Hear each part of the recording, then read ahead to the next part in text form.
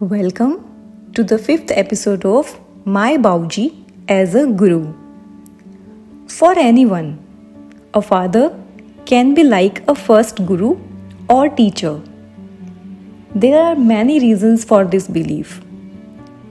Children often witness their fathers doing hard work day and night to fulfill every dream, sacrificing their own comfort and peace of mind for their children's sake. To a child, a father is like a tree that stands strong against nature to protect its children. Naturally, every child holds a sense of respect, even high respect, for their father as a guru. However, my Bauji raised me by keeping his role as a father distinct from that of a guru. I experienced the essence of a guru in him in a unique way. To a guru, all disciples are equal, and this relationship thrives on the disciple's spirit of surrender or dedication. If a guru gives 100%, but the disciple lacks total dedication, the guru cannot achieve much for them, no matter how much he wishes to do so. From my Bauji, I learned the distinction between a father and a guru.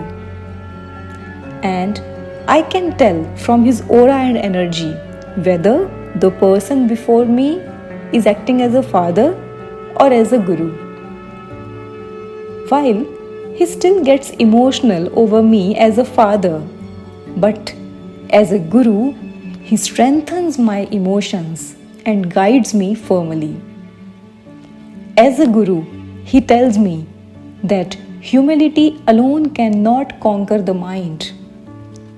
To steer the mind or mana in the right direction, one must be strict with oneself.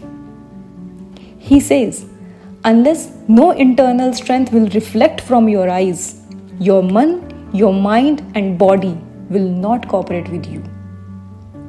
He states that a disciple can receive high energy from his guru only when their thoughts fully align with the guru's thoughts. This means that the disciple should not have separate thoughts when the guru is sharing knowledge and energy. On Guru Purnima, disciples worship their guru. But it is important to think and consider whether this worship is at the body level or mind level or soul level. The goal is to connect at the soul level of the guru.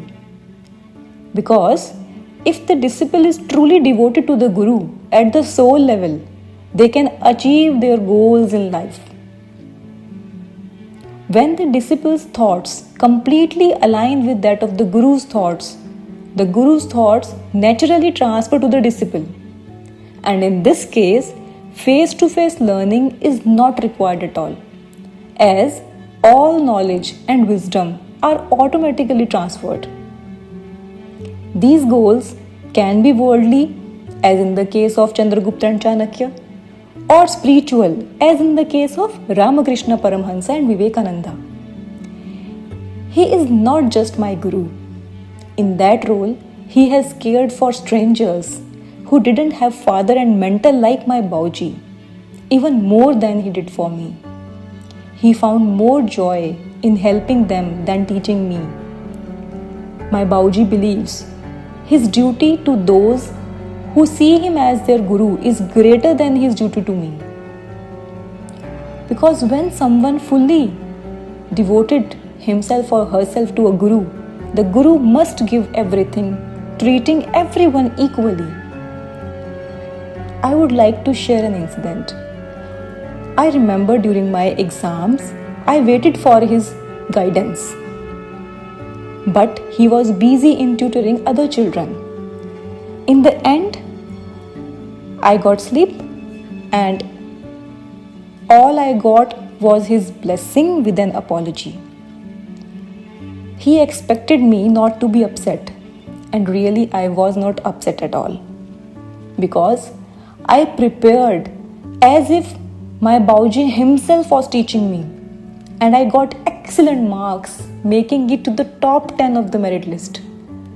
From that day, my Bauji knew that I had embraced the Guru Shishya bond and did not need direct guidance anymore.